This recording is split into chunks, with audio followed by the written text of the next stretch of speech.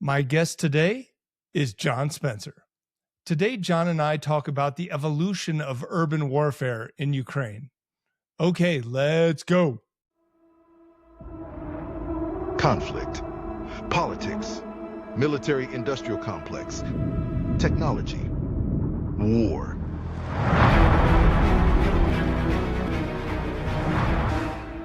The Flash Traffic Podcast. Okay. Yeah, last time it was great. How you been? Good. Busy. I'm Yeah. sure like all of us, but the travel schedule hasn't gotten any lighter. Yeah, last time I saw you was on a plane to you were going to Europe. I think we were both going to Germany, and then we're going to our separate ways. But yeah, I just saw you on the plane when I was loading. Yeah. I think you were headed to Ukraine. I was headed to Azerbaijan. Yep. What a small world. Small little plane from Denver, I think. That's right. There's the hub. Yes. You must be really busy now with the Middle East stuff. Everybody wants you to talk to you about Israel or something about the Middle East. Yeah. On top of keeping in track of current events, as you know, research. So we just finished that book on Azerbaijan, Armenia. So we did 6 trips to Azerbaijan, 1 to Armenia, but the book's done, going into peer review now. But yeah, keeping current on all things Middle East is another project. Yeah, there's probably like 6 or 7 little tiny wars erupting right now because people are being opportunist. I think I read somewhere where Azerbaijan is it might have been, Azerbaijan was starting a little tiny war on the border there. I think that was yesterday, but they got attacked by Iran. Nakhchivan, which is one of their, it's a Azerbaijan territory, was attacked by Iran. So the president said that there will be accountability for it. And having been on that border, it's literally a river that separates the two, and you drive on the road and you can see it. I think it was a mistake. But yeah, so they got drawn into the war by Iran. Yeah.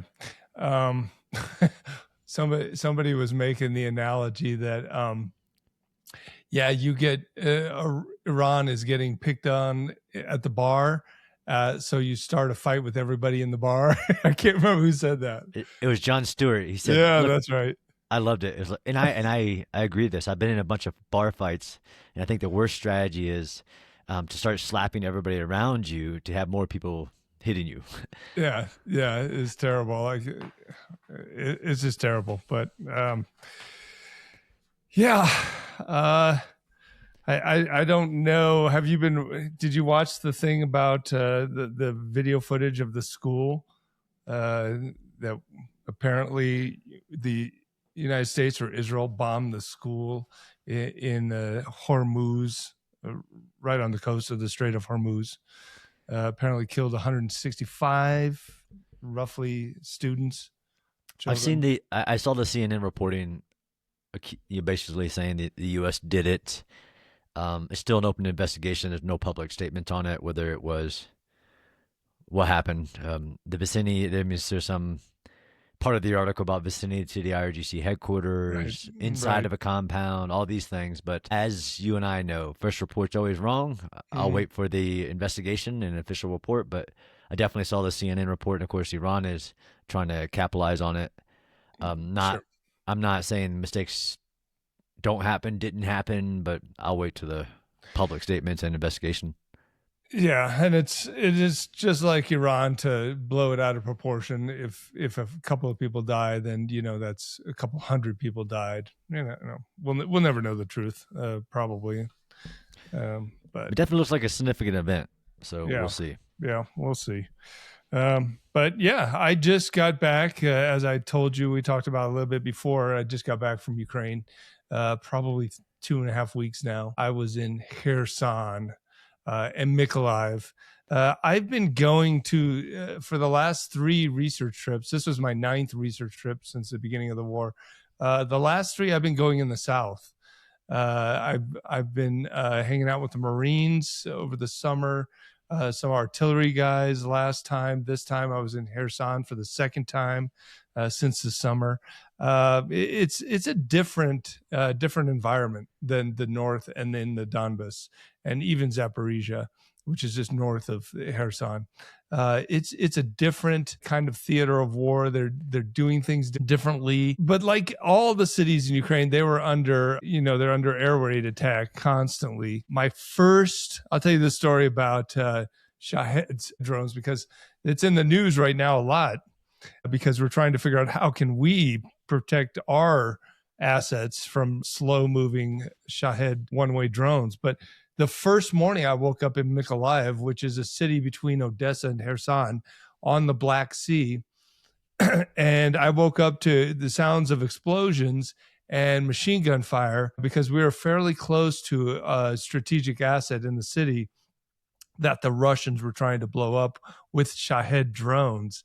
And the curious thing was it was a Trevoha, which is the air alert, but there was no alert because it's going on so frequently now, the Shahed attacks, that sometimes they don't even sound the air alert unless it's cruise missile or ballistic missile attacks because there's so much Shahed activity. Occasionally, they don't even sound the alarm. But this thing woke me up, and definitely, obviously, not the first time I've been in an air raid, not the first time I've been around Shaheds really closely. When I was in Sumy, I had two of them circling overhead the first time I was in Sumy. So I was familiar with the whole situation. But this one was a little bit different because they were coming in at like 30-minute intervals, the Shaheds, instead of swarming. Apparently, Zelensky, under pressure from his base or the people in general, because the Russians are attacking the energy infrastructure now,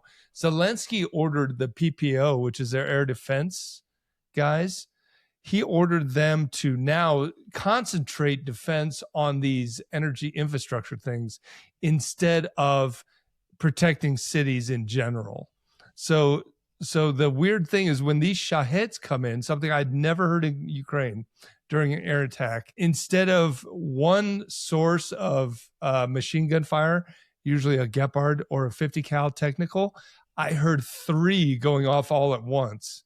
So Ukraine has now concentrated their air defenses to protect these energy infrastructure sites. And so I heard what I believe to be a 50 cal, a Gepard, and maybe a ZSU 23 millimeter air defense gun all going off at the same time. And you can tell they're different, 50 cals, boom, boom, boom, boom, boom, boom. And then a Gepard's like, bah, bah. And then the ZSU is like, bum, bum, bum, bum, bum, bum, and then, in the background, there's always that of the Shaheds. That's a great the great audio representation. That's audio of an air attack, a drone air attack in Ukraine.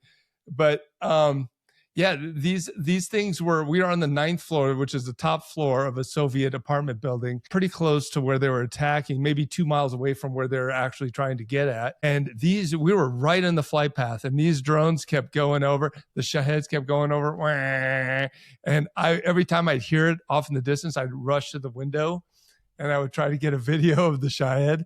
And after about 2 hours of that, I was just tired, and I stopped doing it. And as soon as I went back into my bunk, lied back down, then one went straight over us, right over the window, and I probably could have hit it with a rock. And I didn't get a video of it, but you probably shouldn't be looking out the window during an air attack. But you listen, Shaheds, another sound. If you've watched videos of Shaheds when they attack, they go because they go into a dive bomb mode when they go into their final descent. So you listen for that if you're lucky, and you're supposed to get 2 walls between you and the Shahed. But I don't know if that's a good TTP. But I was trying to get a video of the Shaheds flying around, and most of the time I could hear them explode maybe 2 miles away. You can hear them boom, boom. But one came in really close, shook the whole building, and you could feel the blast wave whoof, come through the apartment. And I was like, oh, it must have been 400 meters away. Mm. It was really close. There was no targets. It might have been just an errant guidance issue with those things. It's hard to tell because some Shaheds think the majority of Shaheds now are still guided by GLONASS and GPS and their LTE phone system. But now we're seeing more real-time guidance, either through a mesh network or prior to about 2 weeks ago, we used to Starlink was starting to become prevalent on the Shaheds. You could see Shaheds with those little Starlink receivers on top. Obviously, after Elon shut that down a couple of weeks ago, I don't think we're going to be seeing much of those. But the problem with real time, even a mesh network of the Shaheds, is it allows them to attack moving targets. And that's why we've seen them start to attack the train system in Ukraine, which is disturbing for people like me who enjoy taking the train. You know, I fall asleep in Lviv and I wake up in Kyiv. It's awesome. I mean, the train system has been it's one of the miracles of this war is how you can take a train across a country that's wider than Texas, and it seems to be, Tony, and I know this is hard with, two war podcasters walking to a bar. There seems to be two really simultaneous wars going on. This technological competition war involving the drones. And of course, there's the long range strikes and the missile, AI enabled targeting. But even this evolution that you're talking about of even, of course, drones, but even the Shahed, I called it a different name when I first started talking about it because I couldn't say it. I won't say it on your podcast. Okay. I can't say it on my podcast either. But and in the evolutions of it, because I remember when they first and you talked about machine guns being used because they are really slow, like a moped motor, really loud. And if you are ahead of it, you can shoot them down with putting lead in front of them. Yeah. But that has continued to evolve as you're talking about, and that's just crazy. In Mykolaiv, and I bring it to another theater. Of course, these are greatly expanding. They started in Iran, transferred to Russia. Russia is adapting them. Iran is currently deploying them during the battle. And then we find out that the American took the Shahed, re-engineered it, and then sent them into the Lucas, sent them back at Iran, part of this war. So I think they're a staple, but they both had vulnerabilities and they are evolving rapidly. Like even you said, like to do a moving target before, I thought you could. I mean, they were just straight one way, one path from from whatever they were launched from to the target they hit. Yeah, I mean, it's like anything in war, it's a technological back and forth. The difference with this war and now the Iran war might be, depending on how long that goes on, is just the rate of change is so much quicker now. It's the rate of adaptation is just outrageously fast.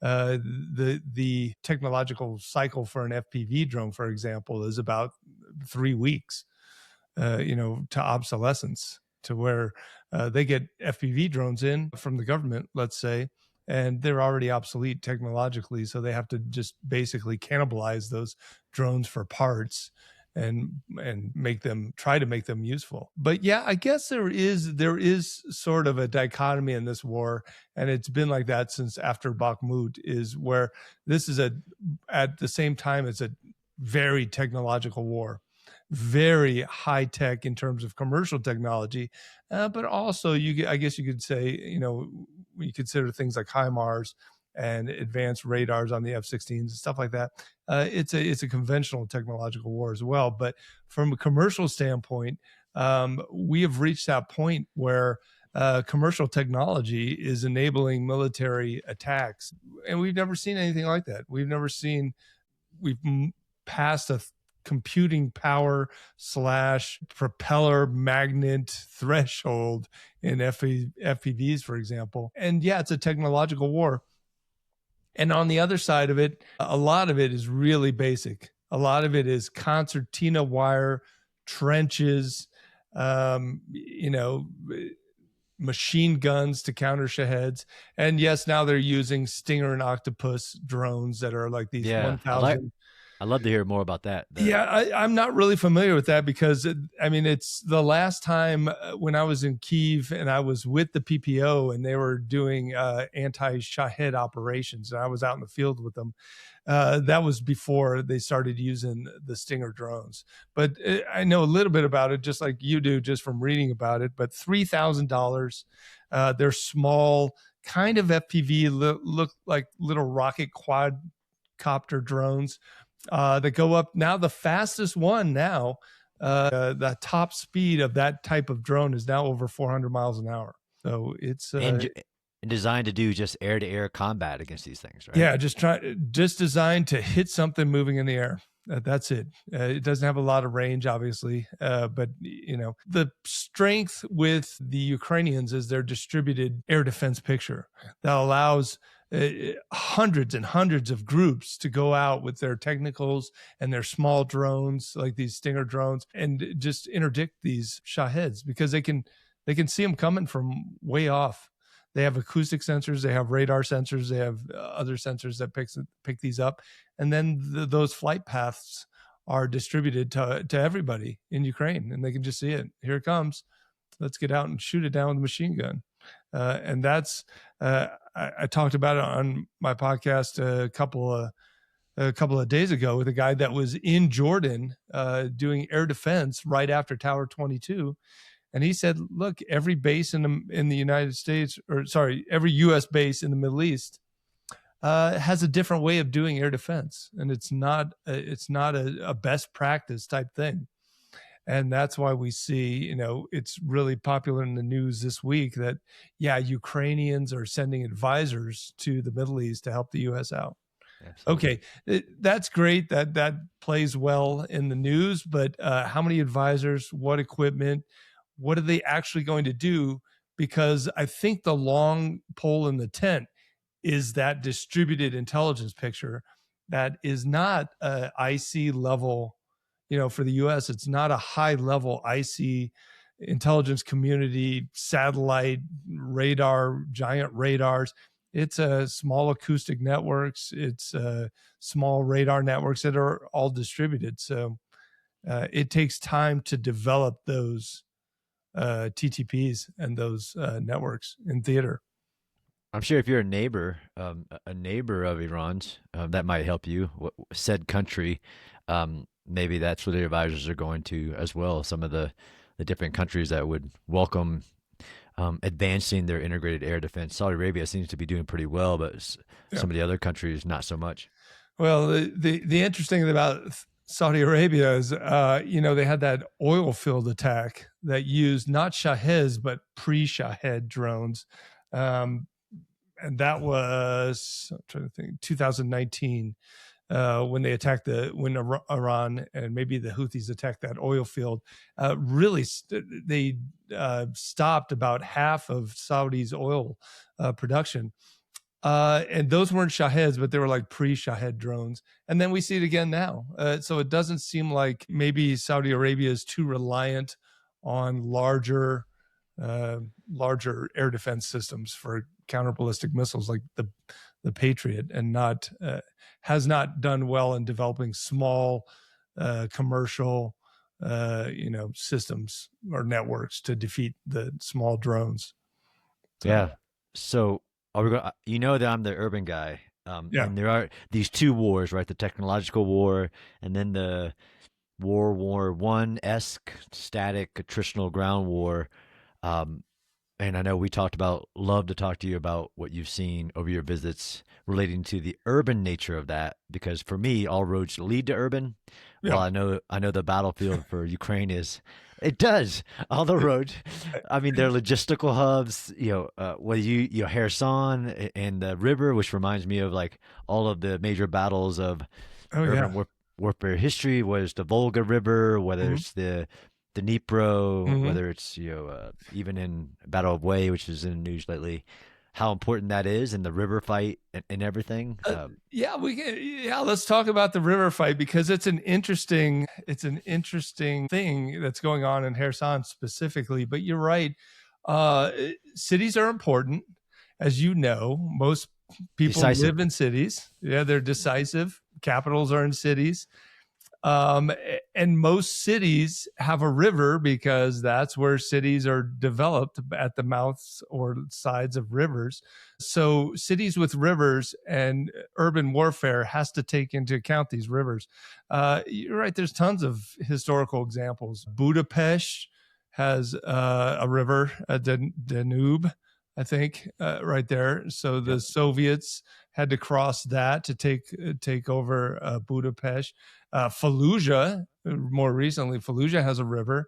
I think we were controlling bridges. I mean, that was decisive. I just did my last podcast is the 2003 Battle of Baghdad and Yeah. how critical once they passed through the Karbala Gap, the objective to seize the one river over the Euphrates that was Euphrates. vital, Yeah. vital to the operation. And had they actually blew it, so the Iraqis blew it, but half of the lanes were open, so they were able still to pass tanks over it. But it Yeah. could have been like the history would have been rewritten Yep. had that bridge fallen.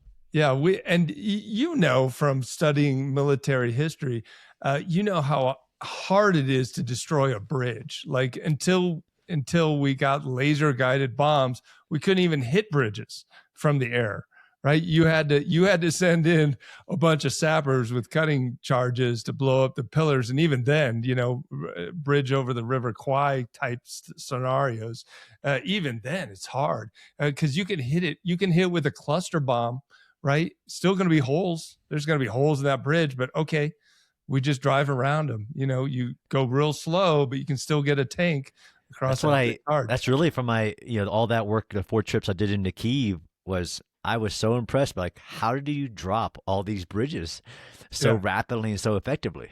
Yeah, Nobody knows, but it's one thing if it's pre-positioned explosives. Like that's a different thing. If you're ready to do it, if you're the defender, yeah. Right. If you're ready, you can take out a bridge. But if you're trying to do it from the air or you're trying to assault a bridge or do cluster bombs, I mean, just what a pain in the butt. It's not like you can use FPV drones to take out a bridge. That's not going to change. There's a really important bridge in Ukraine that they keep attacking, and the Russians still keep repairing it, right? Yeah. Yeah. There's tons of bridges. I mean, we tried that near Suja. There were like 5 bridges in Kursk that the Ukrainians tried to isolate the Russians out of the Suja area. They just couldn't do it. They kept cluster bombing them. It wasn't completely successful. It's just a hard thing. But Kherson. So let's talk about Kherson because I just got back from there, and I think other than a city with a river, this is a pretty unique situation. Let me pull up a map real quick. I think I have a map, a deep state map, and I'll just show that, and we can try. Not that you're a member of the deep state, but the deep state Ukraine map. Yes. Okay, so it's in the Kherson is in the Kherson Oblast, and it is in the southeast of Ukraine, right near Crimea, and it's on the Black Sea. And the Russians had taken over the city in 2022, and they were moving towards Mykolaiv, and they almost got to the outskirts of Mykolaiv, and then they were pushed back in the counteroffensive, and the city was liberated, and the Antonovsky Bridge, which is the main bridge across the Dnipro River, was blown up by the Russians as they did retrograde operations out of the city. They blew the dam too, right? That was a big deal. They blew the dam too. That caused a big deal. They did the Novikakhovka Dam. Eventually, they blew that, which caused a big floodplain. And because they were worried that the Ukrainians were going to counterattack, and they did try to counterattack in 2023, but it was unsuccessful for a lot of reasons. We could talk about that some other time. But so we have the situation is you have this large city which still has a population of like 100,000 people still live in the city. And right across the river, I was probably 400, maybe 500 meters away from where the Russian lines were this last trip a couple weeks ago. And that's the same for everybody that lives in the city. I mean, they're really close. So it's very unique that the Russians are this close. The Ukrainians cannot go anywhere because they don't have the means. They don't have the resources to leave. So there's a huge population in this city. And the Russians are bombing Kherson daily with everything they got. They use Fab 500, 1,500 glide bombs, these huge glide bombs that come in and take out half an apartment building. They're sending artillery, 152 millimeter artillery over the river, just hitting random targets. This is all wanton destruction. This is just complete random killing of civilians. There's no military significance here for the Russians. They're not trying to soften military defenses. They're basically just killing civilians. They're sending drones, FPV drones and Mavic drones with grenades all the time. It's been reported that they use it as a training ground, and they call it the human safari, where they just fly these drones over and try to kill civilians. This summer when I was in Kherson, the first time, I was in basically a billiards parlor having coffee with a guy who was walking his dog one day, and a grenade just fell out of the sky, a Russian grenade, and took his leg off. And he was like an 80-year-old guy walking his dog. Wow. It's tragic. I was, this time, I sat down with the provincial military governor, I guess, for a lack of a better term, the governor of the oblast, the military region. He said that about 4 to 5 people a day civilians were being killed in Kherson.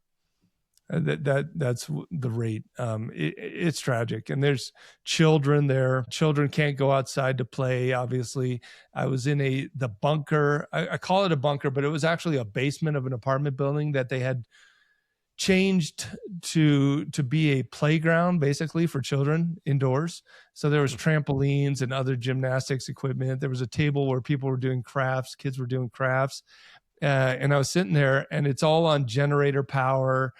And the artillery is going off in the background, kind of just subtly shaking the building, how artillery does. And I'm just thinking, this has got to be, for a child, this has got to be about the worst way to grow up. Next to being literally being in a concentration camp, this is probably the second worst way to grow up as a child. Just absolutely tragic. But the military situation there, I think, is unique. Not like we talked about, every city under siege probably has a river, any big, large city. So it's not unique in the geography, but I think what is unique is that because of ubiquitous drone ISR and drone warfare, amphibious assaults on the city is not an option for the Russians. If they could muster enough, they don't have any viable amphibious assault landing craft anymore, I think, in the Black Sea. If they do, they've moved them all the way to the east coast of the Black Sea. But I don't think it's possible for them to mount an amphibious assault to take over the city again. The Ukrainians, if you remember a place called Kryky, across from Kherson, the Ukrainians attempted the Marines, I think the 36th and the 38th Marines, I think. I might have missed one of the brigades, but they tried to get a beachhead across in 2023 and 24 into the Russian territory, and that was not successful. That was pretty much just trying to survive at the end there. Because of drone warfare, they can see everything. Everybody can see everything, and you can't do anything. You can't move without somebody seeing you and attacking you, either with artillery or with a drone. So it's unique situation there. Just a stalemate. Yeah, it's just like a lot of the front. It's just a stalemate. Yeah, the one interesting thing about Kherson, when I was there in the summer, there was no drone nets. And then I come back a couple weeks ago, and there is a 10-kilometer drone tunnel inside going into the city. It's 4 lanes wide, and it's about 15 feet tall, and it covers the sides too. So they have created drone tunnels. When I was first in Kherson in this summer, the only place that I knew of drone tunnels was in Pokrovsk. It's just started them, and tunnels, then Tony. You mean basically a net? Yeah, 360 net over the road, so you can drive on the road and not worry about getting hit. yeah. I'll just show you this video. I did not take this video; it's just from Twitter, but yeah, it's just a drone tunnel, so actual net. Yeah. They put these large posts, sometimes they're just sticks, and they're supposed to catch the drones. Mostly the FPV, right? Yeah, the FPV and maybe grenades, but they don't do very well against grenades, depending on the density of the actual plastic net. Inside the city as well, there is a net ceiling that's not a tunnel per se, but it's a ceiling that goes through the downtown of Kherson, the center of the city. And that does an okay job. It gave me a sense of security. It might have been false security, but yeah, it doesn't do great at catching the grenades because, they're dense and they'll go right through. But it does catch the FPV drones. And in fact, we were right by downtown in Kherson where the road starts sinking down into the river. So that there's kind of you can stand on the main road, and as you go towards the Antonovsky Bridge, the road starts to incline down, and you're going towards the river. And that's when, it kind of gets hairy because there's a line of sight for any kind of snipers to shoot on that road. But I was right at the top of that road, and we had just interviewed a drone battalion commander. And I left it was a pizza restaurant, and I stepped outside, walk into the car, and a Russian FPV drone flew right over my head, and I couldn't tell, it was carrying some kind of looked like a satchel charge thing. It wasn't like a RPG round, but it just kept going. And that was the closest I had been to a Russian FPV drone. And I don't want to be any closer than that ever again. So it's a lot closer than I ever have or want to be. You mentioned the underground playground. What else have you seen? As I study urban, but I also do the underground, and we've talked. You've passed messages about the gas pipe infiltration and things like that. So I mentioned this before, and maybe not with you, but I was in Suja in Russia with Ukrainians, and there is a gas pumping station. Wait! Not many people can say that. I can't even say that. I There's was in Russia with the Ukrainians. Well, I don't publicize it much, but yes, I was in Russia with the Ukrainians in Suja, and there's a large natural gas pumping station there, and so obviously there's big pipes. And one of the things the Russians did when they started their counter assault on the Ukrainians in Kursk is they sent a bunch of guys through these natural gas pipelines. And apparently they did not send them with the proper protective equipment. They just sent them in. The Russians seem really big on assaulting through any underground systems, especially pipelines. Yep. They did it in Suja in the initial counter assault, and I think some of those guys just died from exposure because there must be some nasty stuff. I don't know what liquefied natural gas is composed of, or what kind of chemicals are in there, but they're just walking through there. There's videos that the guys took inside the tunnel. Yeah, it's wild. It's horrific. If they do survive the initial assault, when they pop out of there, they're going to die of something eventually. It's nasty.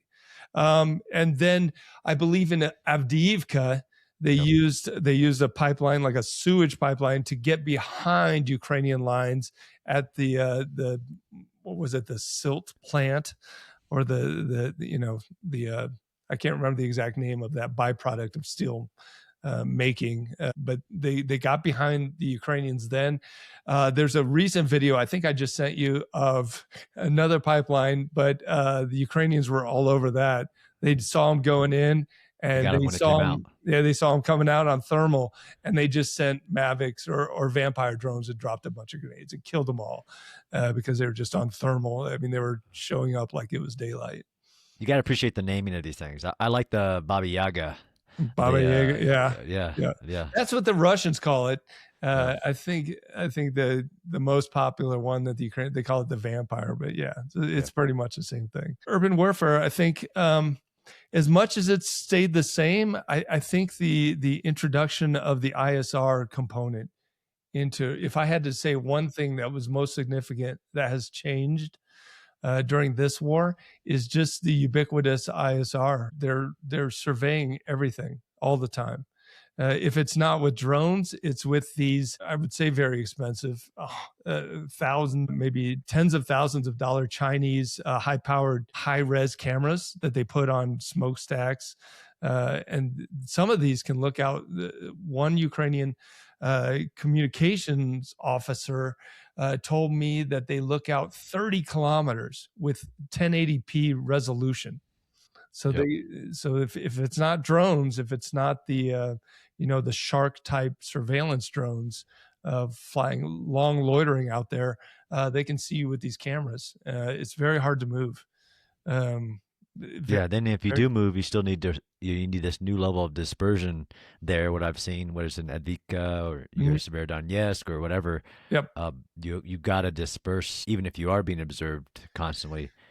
Yeah, that is both a new and an old phenomenon for the Russians in this war, because let's for example in Bakhmut they were running small squads through the city, right? They would rush 4 or 5 man groups across the street, and most of the time they were hyped up on drugs, and they were the convicts from Wagner. So they got mowed down in quick order. But they were still trying that technique of sending small fire teams in through the city. And what we see recently, which is in the news, anybody that follows this war knows that the Russian tactic now, because they can't do combined warfare and mass with vehicles, because again of constant ISR surveillance and then interdiction by drones and artillery, they use small groups. And what they do is they try to infiltrate these small 3 and 4 man groups, fire teams, as deep into Ukrainian territory behind the lines as they can, which is not hard in certain places because, again, it's 700 miles wide, the front, and there's lots of holes in the front. And if you want to, if you wanted to sneak all the way to Zaporizhia city, yeah, you could do it. I don't know what you're going to do when you get there. Right. But what they're trying to do is infiltrate these small teams and then have them hide out and then eventually meet up with other teams and actually produce some kind of infantry company or infantry platoon to assault the flanks of the Ukrainian defenses. Yep. Because they have no alternative. They can't do armored columns because that's ridiculous. That has a shelf life of about 15 minutes because they can see you from 30 kilometers away and they have plenty of warning. So as you're driving down the road, if they haven't already reseeded that road with anti-tank mines from drones, they're just going to engage you in a kill box with artillery and then finish you off with drones. Yep. So. And it's interesting that most other militaries, that unique, really from the beginning, and of course it has evolved, Russian willingness to expend soldiers, whether they were doing the same even in Mariupol before Bakhmut, of sending like the lesser value of troops forward as just the reconnaissance element to discover where formations are. If they die, that's fine. Bring in the artillery. And my friend Jason Giroux will say, "Oh, it's part of their doctrine." We'll see, but that's a fascinating evolution as well. How big is the amount of artillery that you've seen across the front lines in your different visits? I know it's ebbed and flowed by intensity. Yeah, I mean it definitely has ebbed and flowed, and any Ukrainian will tell you that they are very sensitive to shocks to the logistic systems for our artillery. It is kind of, To the artillery guys, and I spent a lot of time with the artillery for the first time this war. I spent some significant time with the artillery this fall in the Mykolaiv front. And so they were hunting guys. They were hunting Russian artillery on that Kinburn spit right across from Mykolaiv, across the Dnipro in the sandy areas. It's a touchy subject. It's almost like the personnel issue with Ukraine, because some units seem to get all the artillery shells and some units don't get the artillery shells. And for example, when General Sersky comes to visit, guess what? That artillery battery magically has a bunch of shells that day. And so they have a bunch of fire missions and they get to fire. I think it's a very touchy subject, and I think they are starving for shells, just like they always have since the beginning of this war. I tell this story because perhaps one of the most shocking stories or things that I experienced in Ukraine was, I don't know if I want to reveal what the unit was, but I'll just say, I think I will eventually. But right now I'd just say I was sitting in at the time, it was a battalion talk. This unit is no longer a battalion, but it wasn't that long ago. So that might clue you into who it is. But I was sitting in the battalion talk with the battalion commander, and I was watching real time an infantry armored assault. So 2 Bradleys and 2 Abrams is what they were using to assault a Russian infantry strong point. And I was watching the drones go out, and they send their FPV drones out. And it just so happens that these FPV drones, to start to soften up the position and start the assault, you'd see one go out because you can see the video feed, because on Delta, everything is distributed. Their intelligence thing is, you can see anything. Delta being the command and control integrated battlefield operating system. Yeah, their COP, their common operating picture, if you will. Yep. So you can see it. You can just click on the thumbnail. If I want to see this drone, I see it. So anyways, long story short, I was watching the drones go out, and boop, they go down just out of nowhere, just gone. Okay, they send out another drone. Boop, goes out. Send out another drone. Boop, goes out. What was happening was those drones were flying over the Bradleys, and those Bradleys had REB, their electronic warfare suites on top. And they were burning out their own drones as they were flying over them, boop, dropping them right to the ground. But that's just a side story I thought was interesting about drones. But when I was watching the assault, the artillery was working, and you could see from a Mavic drone was watching the shell. They were working very slowly. It's like boom, and then they would just fire, and it was like it wasn't like a 6 guns going off at once, it was just like one gun, boom, boom. And then they hit right in the center of the target, boom. I'm like, oh, wow, here we go. Fire for effect. Here go, all 6 guns are going to start peppering this area because they had it zeroed in, and that was it. I'm like, oh my God, they don't have any shells to take advantage for of effect. For fire. There is no fire for effect. They didn't have the artillery shell. Just one of the, one of the amazing things. Like when people ask me, what are some of the lessons that we should learn from this war? And I'm thinking, there are lessons. Obviously, there's lessons from the largest land war in Europe since World War II. Right. We'd be fools not to take lessons away from this. But there are some things that we would never do. Like, we're not going to fight like that.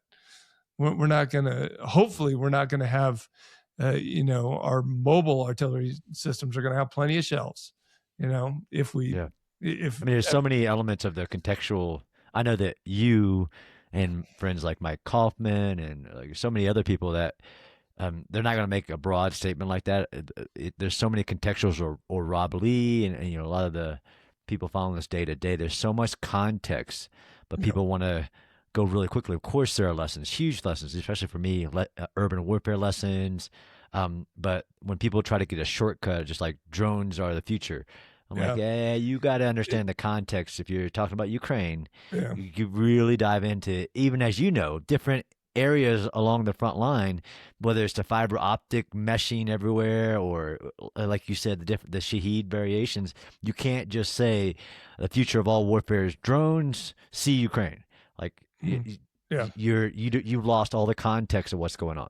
Yeah. Even some in a vacuum, some things seem obvious. I mean, I'm fond of saying the tank is dead, and maybe the What? helicopter, and No. maybe the helicopter is dead. But that's in a vacuum.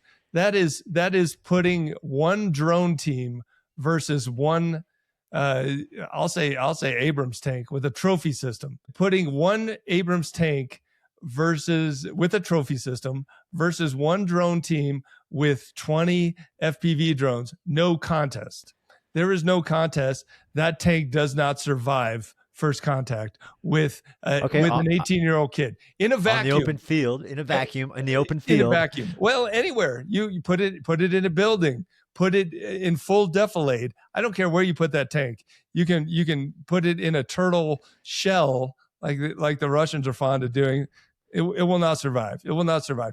That's in a vacuum. That does not account for maneuver warfare, and Yep. that does not account for the F-35. Yep.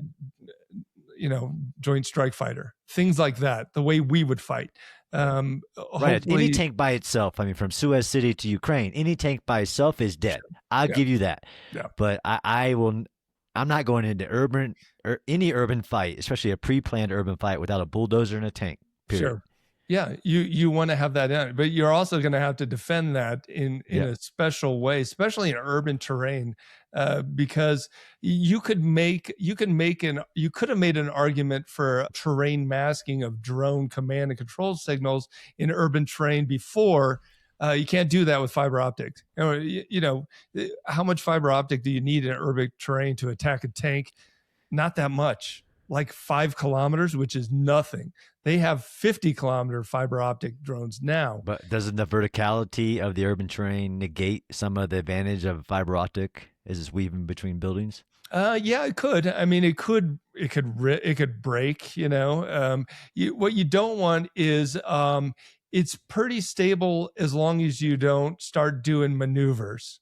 So Yeah, as long straight as you line, don't right? start, you got to go real slow. Like some of these videos of the fiber optic drone going into a warehouse and then going through the drawers and searching for people. Like you got to go nice and easy so you don't snap that fiber optic cable because it's behind you like 20 kilometers, Yeah. right? So that, yeah, there are some physical restrictions and it is not a sure thing, but you have to account for that. So if you don't have Absolutely. an electronic warfare package on your tank, I wouldn't want to be on that tank, even in the city, even with terrain masking of tall buildings. It's anything could happen. And as you know, in urban terrain, people can jump out of anywhere from up, below, and right in front of you. Absolutely. So it's another ball game all completely. But you have to take into account drones in urban terrain Absolutely. now. Yeah. It's still a combined arms fight. Yeah. And it's just, what is your definition of combined arms if you don't have that EW, counter drone, counter top-down attack, all of these things, then you'll be found wanting, as the Russians have in many cases. Yeah, and a departure from the way we have fought urban terrain, and correct me if I'm wrong, I see the future of fighting in urban terrain without helicopters. We're going to have to fight either with fast movers, with drones, or with nothing, but you're not going to have helicopters going 150 miles an hour around Mogadishu. This is not RPGs. This is interceptor drones that are going to take you out. That's going to be target number one. So you're not going to have a Black Hawk circling Venezuela, for example, right? I don't think that you'll be able to do that in the future. So one of the things we're gonna have to fight. Every urban battle is different. Like you said, Venezuela versus Gaza is going to be different. Yeah. I will say the Spike in Los, which actually debuted in at least in Nagorno-Karabakh, but that standoff capability of air assets that gives that Apache or whatever it is that ability to not What be is it? over the Sorry, Spike what it? Inlos. The s- Spike Inlos. I It's don't a know what it. missile that was a tank killer in the Second Nagorno-Karabakh War. Israel has advanced it. We just bought a bunch of it. It gives you out of line of sight missile, cheaper missile capabilities that can destroy a tank. I think in the urban terrain, that you're right. The vulnerability of helicopters is massive, and it's always been massive. So a lot of times they get negated. But this, I believe in this new the Spike Inlos being added, and we just added it to the Apache. It gives you a lot farther out Oh, capability to yeah. still have air attack capability, right? So attack helicopters, So it's right? like a But standoff, longer range Hellfire. absolutely. Out of Yeah, you don't need line of sight. I mean, yeah, but also it's great again on water. Like there's so many things that are awesome with it. yeah, But your general assessment, yes, absolutely. Enemy is the context is important, and what they did in Venezuela was impressive to be able to do that and to create the corridors based on the air to air threat to still be able to drop special people in special places to do special things. yeah, yeah. Yeah, Yeah, I mean, it's impressive. I mean, there's technologies. Hopefully, there's like black box technologies that that's we're right. keeping in reserve. Sure, we got a little laser beam, or we got something that I mean, the Iron we Beam don't know too. about. I mean, we didn't talk about that, but I mean, it's got its limitations at the moment. But I just got a brief from the Iron, one of the leads of the Iron Beam, and it just got deployed last week to knock down some Hezbollah rockets, not missiles, rockets. Mhm. That ability of directed energy to change that whole cost math, and I know for Ukraine, geography, right? The whole thing like it can't do Iron Dome. Iron Dome's limited, but the breakthrough in the optics that have Mhm. allowed a laser. Of course, you have the big ones on the naval vessels that we're seeing in Iran, but a ground based system that has a breakthrough in directed energy, how far out it can project energy to take down at the cost of zero once you Mhm. get past the fielding of it, will change as we've seen this technological war happening. I think that directed energy will make a big difference for everybody. And there's few countries right now that really have advanced it to the point where it's deployable like this. Yeah, I'm a laser skeptic. It's always Yeah, 5 years. It's always 5 years away from it has been, right? operationalizing. Yeah. I mean, if you look at Moore's law, someday we will have effective laser beams on the battlefield. I mean, if we keep going, if humanity survives long enough, someday we'll have laser beams. But yeah, I just see a lot of technological issues with them. Like you mentioned, the ability for a laser beam to shoot long distance because Yep. it's thermal blooming. That laser beam starts out like the size of a pencil, and then a couple miles away it's the size of a small car. That's how wide it is. It just gets wider, and so Yeah, that's uh, that's the optic, the adaptive optic breakthrough that's happened. yeah, It's not classified. Don't know how they did it, but they were able to take. It's not one laser; it's a bunch sure, of lasers that yeah, they've been able to focus on a pinpoint location to heat up, which is really fascinating when you talk about because what it's doing is heating up and then breaking apart the missile or the drone or whatever, mm-hmm. and how hard it would be to defeat that once this advances. But the fact that they fielded it over the last 2.5 years and the fact that it's fully operational now, Yeah, I think is really promising. But I've been skeptic from the railgun, decades ago, the naval mm-hmm. railguns we've been invested in, although we do have lasers fielded right now in our Navy, and that's been a part of the Iran fight. But I understand your skepticism for sure. Yeah. Until it's just like I had a discussion earlier about the Switchblade drone, the AeroVironment Switchblade drone, and they Yeah. have two flavors. They have the 300, which is a small, like a small, and it just Grenade. Yeah. 40 yeah, it millimeter kills one grenade. Yeah. person maybe. Yeah. Then they have the Switchblade 600, which is a tank killer. Yep. And its combat performance in Ukraine was absolutely dismal. Yep. Ukrainians cannot say enough bad things about the Switchblade drone. So now they have the AeroVironment has adapted the Switchblade drones. They've made some changes. They have a explosively formed penetrator on the 300 now. Okay, until I see it in combat, just like the Yep. laser. Until I see it in combat, I'm a non-believer until that point, because I can see advances in laser technology, and I can see a laser shooting down a small FPV drone. I can see that in my mind, but can it shoot down 30 FPV drones? Can it do that? I gotta show you the video. Look up the video of what it's done to just this last week in the Hezbollah rockets. Um, but yeah, I believe as well that that's why I think what I study lots of areas, and of course, but necessity is the mother of all innovation. And sometimes there's a failure of imagination, but that innovation has to be to an actual problem, not a believed problem. And a lot of times our R&D gets way ahead of like, well, this is the problem we think you'll have, like, but combat's the true test. And Ukraine has been testing the realms of what can be done today. They do a pretty good job of necessity. You can do whatever, like you said, you can make whatever technological breakthrough you want, but if there's no concept of the operation, CONOP, why are you doing that? And Ukraine is, because of necessity, because they're fighting the Russian horde, they don't have a lot of leeway to do science projects. That being said, I've seen some science projects come out of Ukraine as well. Some of these ground robots, some of these unmanned surface vessels that release FPV drones.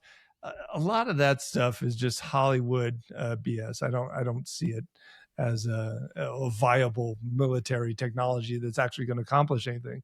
So you have to have a CONOP. That's the most important part of technology, I think, in the military. And many of Ukraine's are specific to what they don't have as much as what they have. Yeah. So they're innovating based on all the things that they don't have, which goes back to be careful of the lessons that we talked about. Tony, I don't know whose podcast we're on, yours or mine, but I can't thank you enough for your time and the updates. And I think I spoke most of the time, so maybe I'm on your podcast. Hey, it works for me. I'll definitely run it. But I'll publish it too. I did want to get your take on one thing. I want to get your take on a lot of stuff. I didn't let you talk much at this hour, but what is your feeling on the Russian strategy about urban warfare in the Ukraine war, in terms of using these cities like Bakhmut, Avdiivka, and now Pokrovsk, using these cities to basically beat their head against them? And lose just thousands and thousands of casualties. Why are they doing that? And it's got to be more in depth than, oh, that's just Soviet doctrine. Right. I get it, Soviet doctrine. They want to flatten everything as they move across the fields. I get that, but is it because they just don't have the size of a modern army to fix that city and bypass? Is it because the city itself, from an urban warfare perspective, doesn't really have a center of gravity that they can blitzkrieg onto? Is it because the cities themselves are the objectives? I find that hard to believe in terms of these, thousands, like 40,000 dead in Bakhmut by the Russians. That's the high end estimate. Avdiivka, they might have taken 40,000 casualties to take Avdiivka.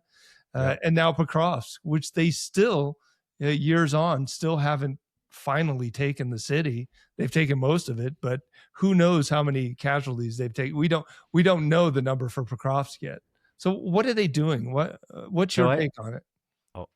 So I think it's a combination of many things. And I know that's not as you know, since there is no one answer.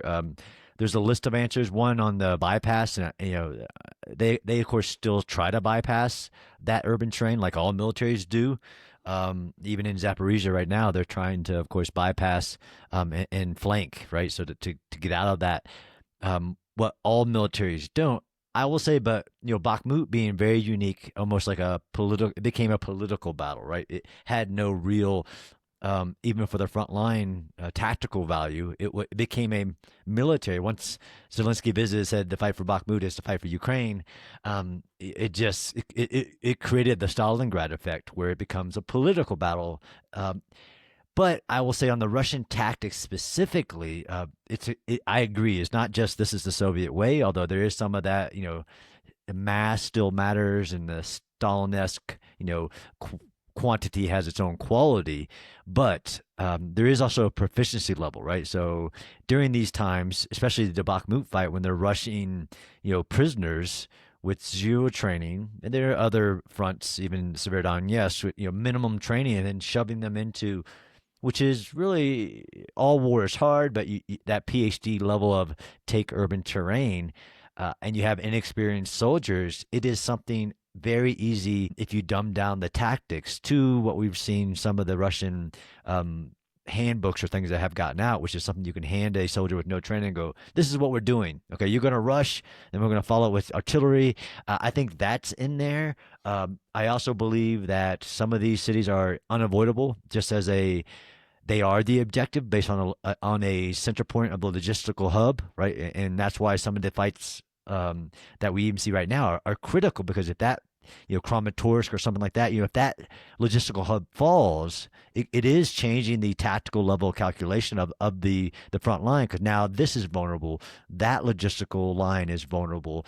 There's that element of it where this is why I say, even for going into the fifth year later, the decisive battles are over the urban terrain, period.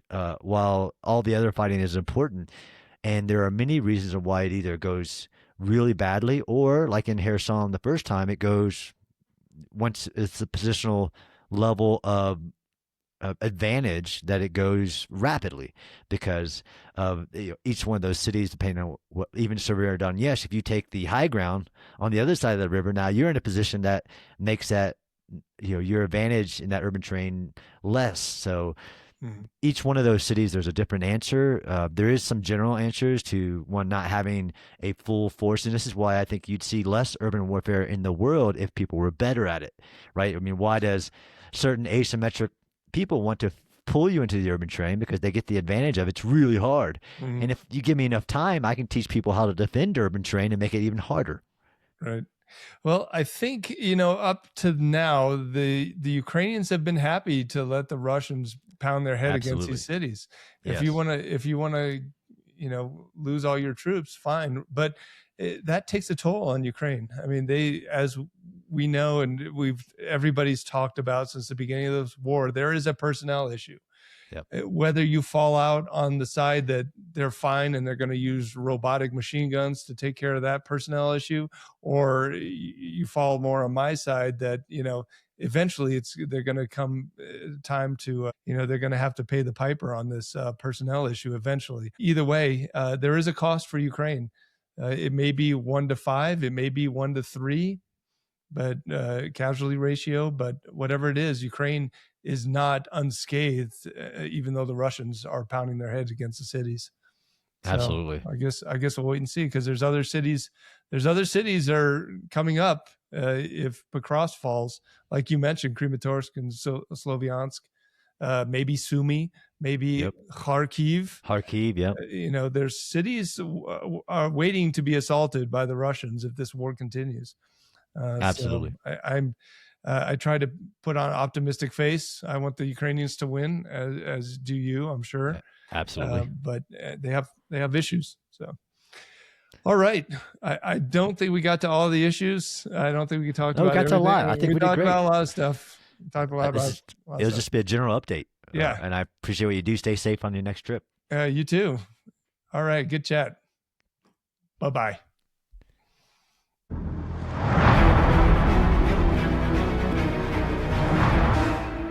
The Flash Traffic Podcast.